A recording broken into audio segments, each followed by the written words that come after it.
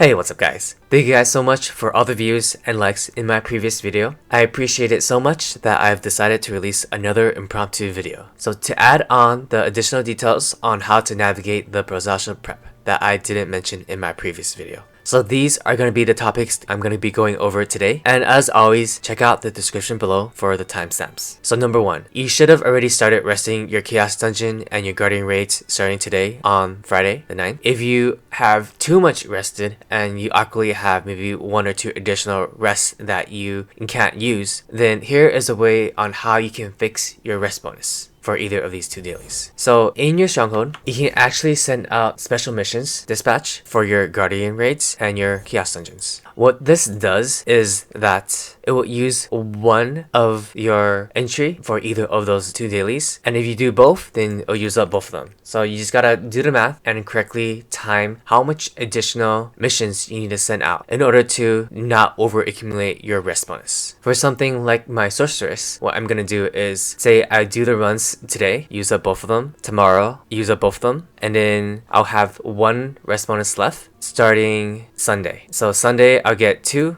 3, 4, right? So I'm gonna be left awkwardly missing 1. So instead I'm gonna run do 2 today, right? Use up 2 of my rested, leave me with 3, and then Saturday be 4, Sunday will be 5, and then Monday, Tuesday, I'm just gonna be sending my dispatch mission out for my Guardian Raids for both days, and then I'll be left with exactly 5 rest bonus. That's one way to do it. I'm sure there's other combinations you can do. You sort of have to figure out the math and figure out for yourself. Next topic, PvP vendors. I forgot to mention that the PvP vendor in my other video, but you can also purchase the new Leap Stones along with the upgraded Guardian Stones and Destruction Stones with the Courage coin that you get from PvP. One cool thing that most people may not know is that the purchase requirement for the different tiers of rewards that you can purchase is actually a one-time achievement unlock. For example, if you were to reach Supreme 8 for this season, and then you happen to drop to Supreme 7 or Supreme 3 or Supreme 1, you can still purchase all 4 levels of the reward as long as you've reached that tier once during this PvP session. Unfortunately, I cannot show you guys right now, but I did test this out in the previous season, and it is very worth the time if you guys are interested in getting additional materials and if you happen to have the additional time for PvPing.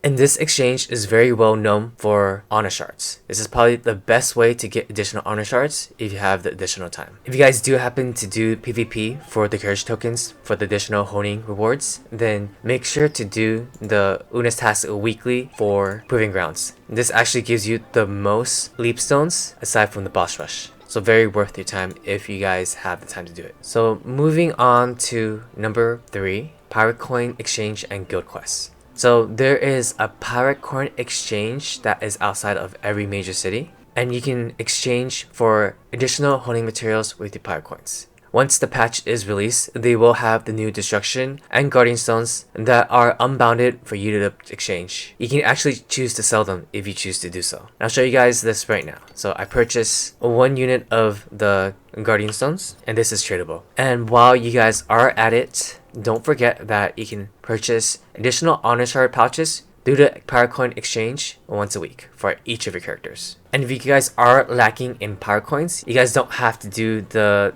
daily event for it. You can just open up your sailing coin selection chest right here, and I'll show you guys how to min-max in this selection chest. So you can actually choose your guild weekly, do the Flying Ganea's coins co-op, and then you actually don't need to do the Ganea coins. You can actually open up the Sun coins and it will complete this quest. So you can double up on the benefits of opening up some coins to both get additional pirate coins and to complete your guild weekly. Sun coins do have the best pirate coin exchange ratio, so I do recommend exchanging it for the Sun coins. This is a super easy way to get additional bloodstones as well as guild contribution. Okay, so number 4, Una's task weekly boss rush. So I think quite a few people were not aware that you can actually accept this quest and do a lower tier boss rush. You can do the T2 boss rush to complete this Una's task weekly, and you'll still get great honor leap stones. So using the same method for the new honor leap stones coming out with Brow, you can technically use the T2 boss rush tickets, T3 boss rush tickets if you happen to have them.